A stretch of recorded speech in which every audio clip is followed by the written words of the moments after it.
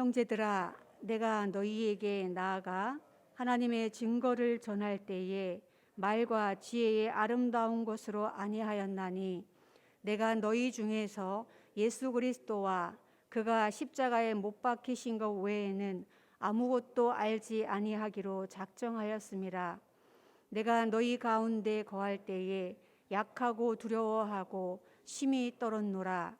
내 말과 내 전도함이 설득력 있는 지혜의 말로 하지 아니하고 다만 성령의 나타나심과 능력으로 하여 너희 믿음이 사람의 지혜에 있지 아니하고 다만 하나님의 능력에 있게 하려 하였노라.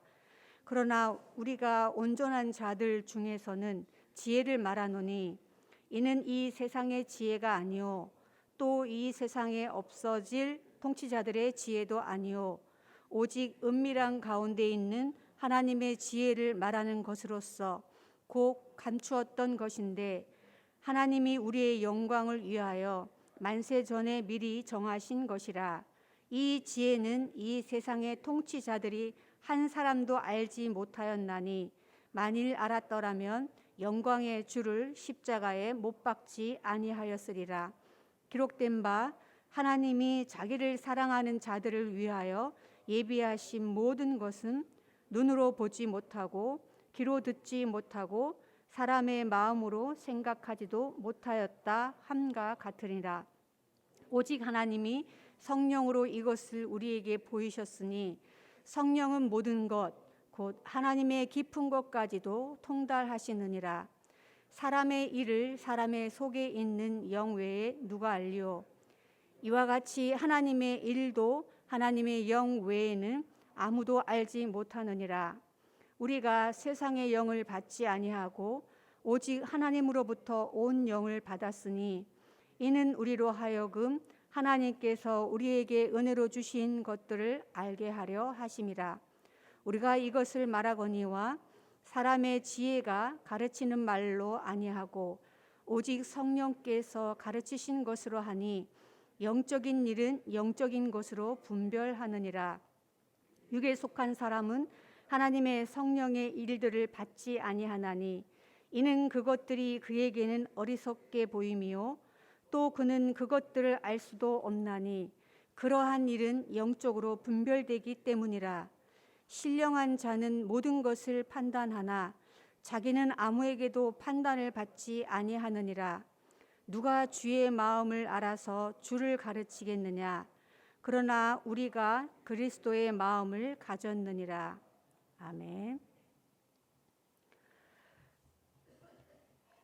고린도전서 2장은 1장에서 권면하는 부분에 연결되어 있습니다. 고린도 교회에 분쟁이 있었고 이 분쟁에 대해서 권면할 때에 여러 가지 같은 말을 하라는 그 의미로 지금 바울이 권면을 하는데 2장 1절을 시작할 때에도 연결되어서 형제들아 내가 너희에게 나아가 하나님의 증거를 전할 때에 말과 지혜의 아름다운 것으로 아니하였다. 이 말은 즉 과거에 1년 반 동안 고린도 지역에서 사역을 했을 때에 과거에 내가 사역을 하고 복음을 증거했을 때에 이렇게 세상에 있는 아름다운 말과 그런 지혜로 너희에게 복음을 증거하지 않았는데 지금 현재 떠나온 이후에 고린도 교회에서 발생한 이 말에 대해서 여러 가지 분쟁이 생긴 것에 대해서 이제 직설적으로 한 번 더 교훈을 주고자 합니다. 아름다운 지혜의 말, 이 아름다운 지혜의 말은 세상 사람들이 여러 가지 수사학적인 언어를 사용해서 사람들을 설득하는 그런 고급 언어를 사용한다는 뜻입니다. 당시에는 여러 가지 웅변가들이 자신의 그 언변을 통해서 사람들을 설득했습니다. 그러나 바울이 고린도 지역에 가서 복음을 전할 때에 나는 그렇게 하지 않았다. 이런 말을 통해서 내가 너희 중에서 전한 것은 오직 예수 그리스도 십자가에 못 박힌 예수 그리스도다. 그런데 이 말씀을 하시면서 이 말을 한 이유를 지금 설명을 하는데 5절에 보시면 너희 믿음이 사람의 지혜에 있지 아니하고 다만 하나님의 능력에 있게 하려고 그렇게 했다는 것입니다. 복음을 전했을 때에 언어학적으로 굉장히 발전되어 있는 그런 것들을 사용한다 할지라도 하나님의 능력이 그 안에서 나타나지 않는다는 것입니다. 그 내용, 바로 예수 그리스도 십자가에 못 박히신 그 분을 증거했을 때에 하나님께서 능력을 나타내셔서 우리 고린도 지역에 있는 너희들에게 지금 믿음이 있게 하지 않았느냐, 이 말을 하면서 우리 1장을 한번 살펴봐야 하는데 1장을 보시면 18절을 한번 보겠습니다. 십자가의 도가 멸망하는 자들에게는 미련한 것이요 구원을 받는 우리에게는 하나님의 능력이라. 하나님의 능력이 어디에서 나타나느냐? 너희에게 믿음이 있는 건 하나님이 너희 가운데 일하셨기 때문인데, 그 하나님이 일하실 때에는 반드시 십자가의 도, 이 십자가의 도를 듣고 구원함을 받게 하신다. 그래서 구원받은 성도들은 반드시 십자가의 도를 들어서 너희가 지금 믿음이 생긴 것이지, 언어로 어떤 그런 수사학적인 것으로 너희가 아름다운 언어를 통해서 그렇게 믿음이 생긴 것이 아니라는 것입니다. 여기에서 말이라는 아름다운 말, 이런 말에 대해서 지금 바울은 이 사람들에게 십자가의 도라는 이 십자가에 대한 도, 이 도가 바로 말입니다. 그 로고스라는 똑같은 단어를 십자가의 도 그리고 아름다운 말, 이 똑같은 언어를 사용해서 나는 십자가에 대한 말로 너희에게 복음을 증거했는데 너희는 왜 서로 다른 분쟁을 만들어서 누구는 바울에게, 누구는 아볼로에게, 누구는 게바에게 자신들이 가지고 있는 지식과 언변이 풍성했기 때문에 이 고린도 지역에 있는 사람들은 각각의 지도자가 와서 복음을 증거할 때에 자기들이 가지고 있는 그 언변과 지식으로 그 지도자들을 나름대로 평가하면서 그 사람들 각자를 따르게 되는 분파를 생기게 했던 것입니다. 이 부분에 대해서 바울은 분명하게 4절에서 내 말과 내 전도함이 설득력 있는 지혜의 말로 아니했다라고 말하고 있습니다. 나는 너희에게 갔을 때에 그렇게 지혜로운 말, 막 설득하려고 수사학적으로 그렇게 하지 않았다.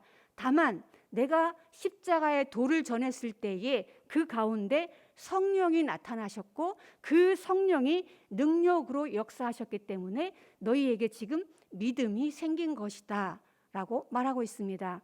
우리의 언어가 아무리 아름답다 할지라도 그 가운데 십자가의 도, 그 예수 그리스도가 빠진다면 그것이 지금 많은 분쟁을 일으킬 수 있다는 것을 우리에게 교훈하고 있습니다.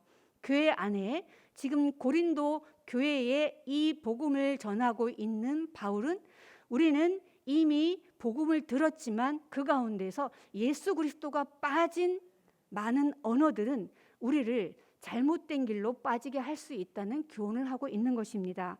두 번째 단락은 6절부터 16절까지인데 여기에는 바울이 교회 안에 여러 종류의 사람들이 있다는 것을 말합니다. 첫 번째 6절에서는 온전한 자들 중에서 지혜를 내가 말할 수 있다라고 합니다. 이 온전한 자들은 성숙한 자들을 말합니다. 성령을 받고 성령 안에서 예수 그리스도를 깨달을 수 있는 사람들, 이 온전한 자들에게는 내가 지혜를 말할 수 있는데 그 지혜는 세상에 있는 지혜도 아니고 세상 통치자들이 가지고 있는 지혜도 아니다. 왜냐하면 세상 통치자들은 사라질 존재들이기 때문에 사라질 존재들이 가지고 있는 지혜로는 내가 지금 말하려고 하는 이 지혜를 깨달을 수 없다. 내가 말하려고 하는 그 지혜는 바로 하나님의 지혜다라고 하는데 7절에 보면 이 하나님의 지혜는 은밀한 가운데 감추어졌던 거라고 말을 합니다. 그런데 이 하나님의 지혜에 대해서 이미 1장에서 한 번 더 설명을 했습니다. 21절과 24절에 나와 있는데 21절을 먼저 보시면 하나님의 지혜에 있어서는 이 세상이 자기 지혜로 하나님을 알지 못하므로 하나님께서 전도에 미련한 것으로 믿는 자들을 구원하시기를 기뻐하셨다. 지금 바울이 온전한 자들 중에서 말하려고 하는 지혜는 하나님의 지혜입니다. 이 하나님의 지혜는 세상이 자기 지혜로 말하는, 하나님을 알지 못하는 그런 지혜가 아니라는 것입니다. 이것은 믿는 자들을 구원하기 위하여 필요로 하는 지혜입니다. 그 지혜가 24절에 보면 오직 부르심을 받은 자들에게는 유대인이나 헬라인이나 그리스도는 하나님의 능력이요 하나님의 지혜다. 바로 감춰져 왔던 숨은 그 하나님의 지혜는 그리스도입니다. 그리스도가 하나님의 능력이고 하나님의 지혜다라는 말을 1장 24절에서 이미 언급을 했는데, 내가 이 지혜를 성숙한 자들에게는 내가 이야기할 수 있다. 이 성숙한 자들이라는 것은 결국 2장 16절에 주의 마음을 알아서 주를 가르치겠느냐, 그러나 우리가 그리스도의 마음을 가졌느니라 라는 이 말씀과 지금 같은 맥락에 있는데요. 이 주의 마음을 알아서 주를 가르쳤느냐, 누가 가르쳤느냐, 이 말씀은 사실은 이사야 40장 13절 말씀을 인용한 부분인데, 여기서 주의 마음을 누가 알았느냐, 이 부분은 여호와의 영을 누가 알았느냐, 이렇게 이사야 본문에서는 사용하고 있습니다. 여호와의 영을 이 바울은 주의 마음이라고 이렇게 인용을 바꿔서 했습니다. 즉 여호와를 예수 그리스도로 지금 보고 있는 것입니다. 예수 그리스도가 주가 되셨는데 그 주님의 마음을 누가 알 수 있느냐? 바로 주님의 마음을 가지고 있는, 그리스도의 마음을 가지고 있는 사람이 알 수 있다. 그리스도의 마음은 누가 아느냐? 온전한 자들이 알 수 있다. 그 온전한 자들은 누구이냐? 하나님의 지혜를 알고 있는 사람들이다. 하나님의 지혜는 무엇이냐? 예수 그리스도다. 예수 그리스도가 우리에게 전해졌을 때에 믿음이 들어오고 그 믿음이 성령을 통해서 역사했는데, 그 성령의 나타나심과 그 능력으로 우리는 온전한 자가 될 수 있다. 이 온전한 자에 대해서는 조금 더 15절에 보시면, 신령한 자는 모든 것을 판단하나 자기는 아무에게도 판단을 받지 않는다라고 말씀하고 있습니다. 신령한 자라고 말씀하는 부분은 영적인 사람을 얘기합니다.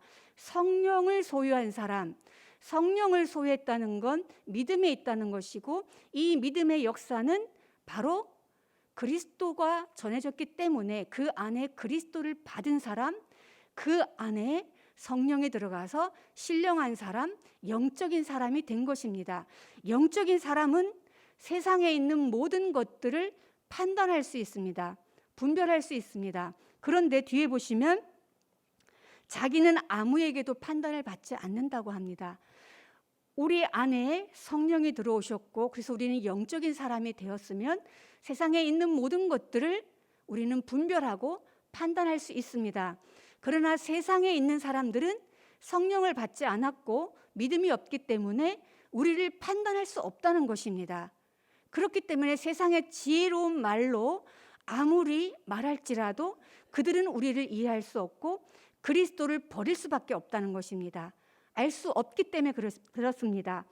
이 6절부터 16절까지 신령한 자, 성숙한 자, 이렇게 성령을 받은 자에 대해서 언급을 하면서 바울은 전혀 성령을 받지 못한 자에 대해서 14절에 육에 속한 사람이라고 표현을 하고 있습니다. 교회 안에 신령한 사람도 있지만 또 육에 속한 사람도 있습니다. 3장 1절부터 나오는 부분에는 그리스도인이 되었지만 성령을 받았지만 육신에 속한 사람이 등장을 합니다. 이 바울이 육신에 속한 사람과 육에 속한 사람을 구분하고 있습니다. 육신에 속한 사람은 그리스도를 받았지만 어린아이와 같은 사람을, 젖먹는 사람을 얘기합니다. 반면에 지금 2장 14절에서 육에 속한 사람은 성령을 아예 받지 못했기 때문에 영적인 일을 판단하거나 분별할 수 없는 사람입니다.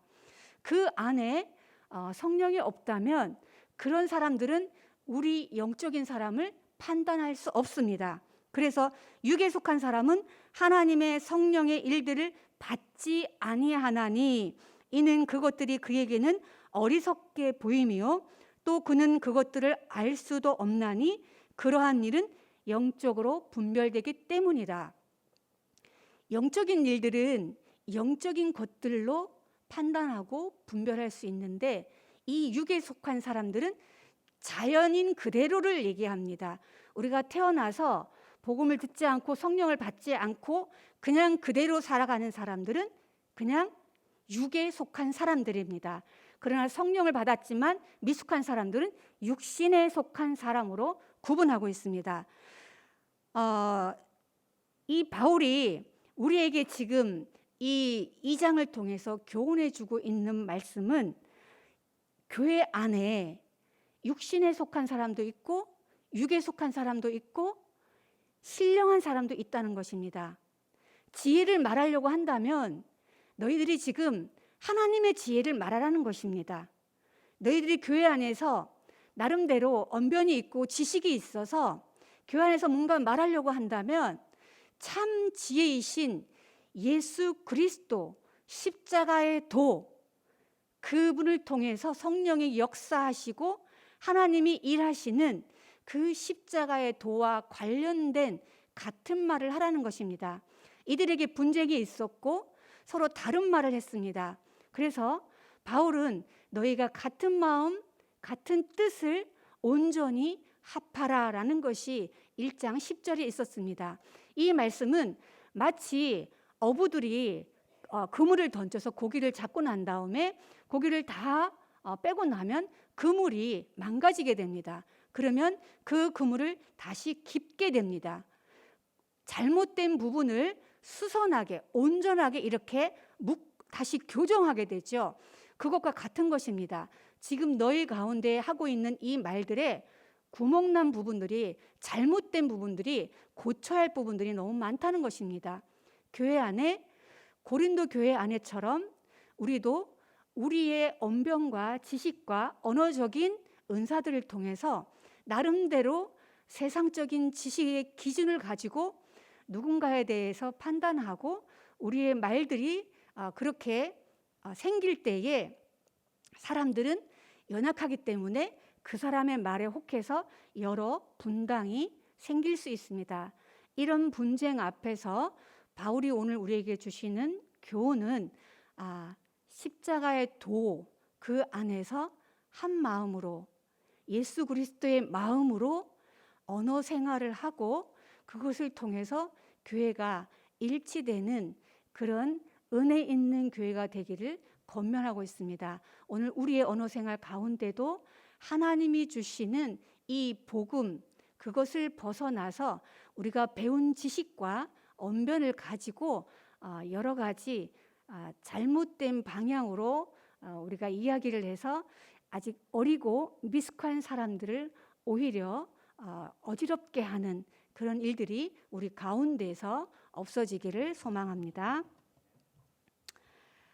하나님 아버지 감사합니다. 우리에게는 많은 인생을 살아오면서 세상의 많은 것들을 배웠고 그로 인해서 지식이 자랐고 때로는 하나님이 주신 언변들이 우리 가운데 풍성한 일들도 많이 있습니다. 하나님 그래서 우리에게 주신 이런 것들을 통해서 주님의 나타나심을 더 굳건하게 하는데 세워지지 아니하고 오히려 교회를 어지럽게 하고 미숙하고 연약한 사람들의 마음을 혼란스럽게 하는 그런 언어 생활이 우리 가운데 있지 않는지 한번 돌아보게 됩니다. 우리가 지혜롭다고 하나 하나님의 지혜 앞에 하나님의 능력 앞에 그리스도의 복음 앞에 더 겸손하지 않으면 오히려 하나님의 마음을 아프게 하고 교회가 갈라지고 이렇게 분쟁이 생기는 것들을 말씀을 통해서 보았습니다. 오직 십자가의 도 예수 그리스도를 전하는 일에 우리가 한마음 되게 하시고 잘못된 부분들이 있다면 온전하게 교정하고 수선해서 우리가 바르게 하나님의 교회를 세워갈 수 있는 그런 공동체 되게 하여 주시옵소서. 감사하며 예수님의 이름으로 기도합니다. 아멘.